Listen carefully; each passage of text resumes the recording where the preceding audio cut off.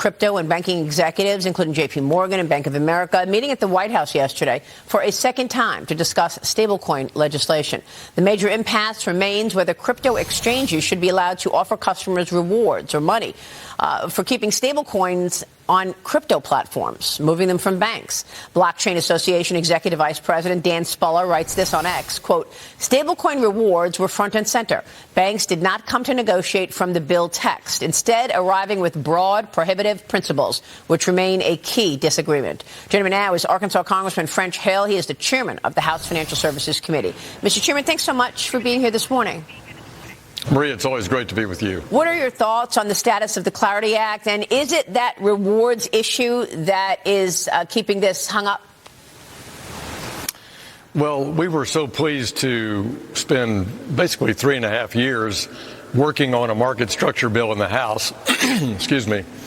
And we got a strong bipartisan vote last July, 78 Democrats, on the language in our Clarity Act in the House that dealt with both the stablecoin yield issue as well as decentralized finance, DeFi, basic protocols and principles.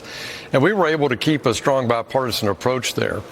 And Senator Scott and Senator Bozeman on the Senate Ag Committee both have been working through that draft, listening to new ideas from senators all fall. And I'm glad to see that the White House is involved now. I think it's very important that David Sachs and his team at the White House engage with senators to see if they can broker some arrangement in the Senate.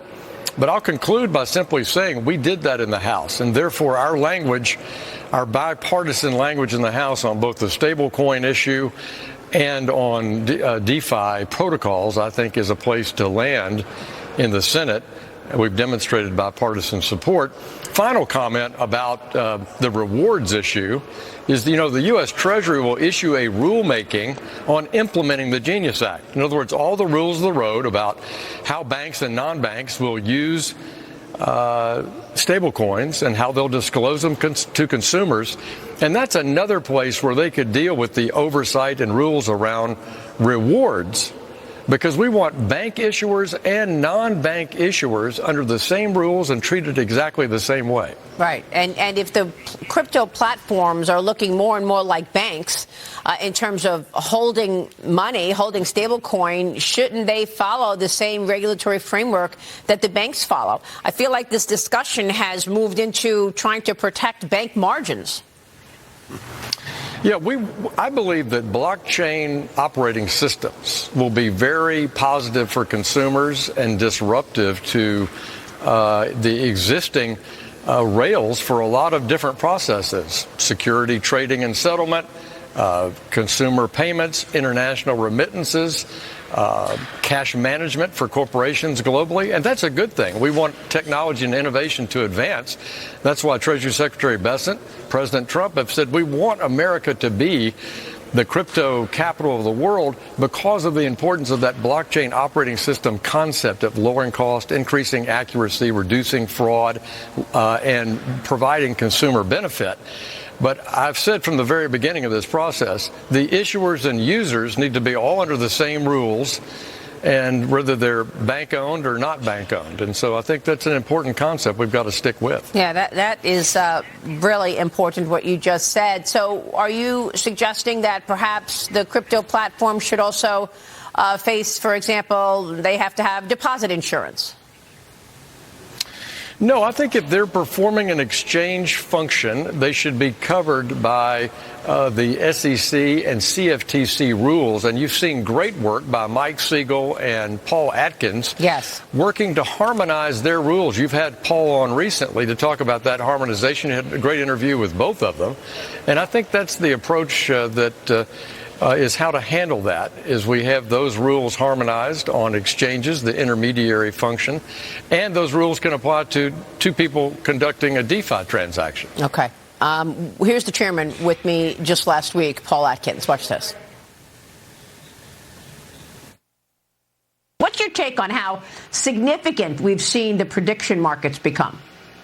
No, they've burgeoned, here of late over the last few years, and you can tell there's a hunger on the investor side and to participate in that sort of product. So, we need to obviously accommodate that, and there are other sorts of more traditional types of products that are similar, and so a lot of this is mostly in the realm of the Commodity Futures Trading Commission, but there are certain products that, whether they exist now or one can contemplate, that would be more related to securities.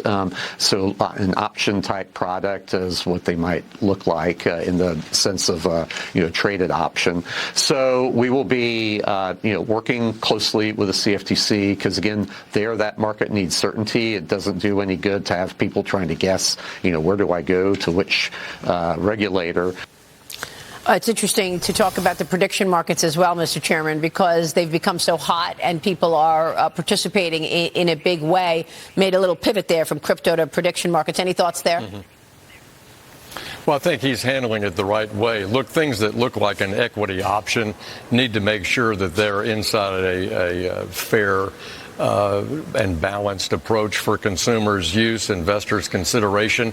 And I think that's a key element for prediction markets that are either equity related that Paul was referring to, or the ones that might fall out and be under the CFTC's environment. Both agencies, I think, have the tools to make sure there's no market manipulation, proper disclosure, proper insider trading protections, the standard things that we do in capital formation and orderly markets. So I think they're on the right track. The other point there to think about is there is a Supreme Court case about prediction markets that will be settled hopefully in the coming year, and I think that could influence the process. And finally, I would say we do want to make sure we have good rules of the road here in America, because the prediction markets issues are growing outside the United States, outside of our regulatory jurisdictions. Yeah, great point. Real quick, I'm going to move on to the Department of Homeland Security, but real quick, are you going to have to tap into the Genius Act, which obviously has such clear rules of the road in terms of the principles for the Clarity Act? When are you expecting the markup for the Clarity Act to get back on track?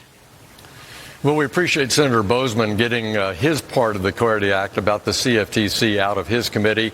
And again, I commend David Sachs and Tim Scott working with a bipartisan group of senators to try to find the right landing spot for clarity in the Senate Banking Committee. We look forward to working with them and crafting a product that President Trump can sign into law.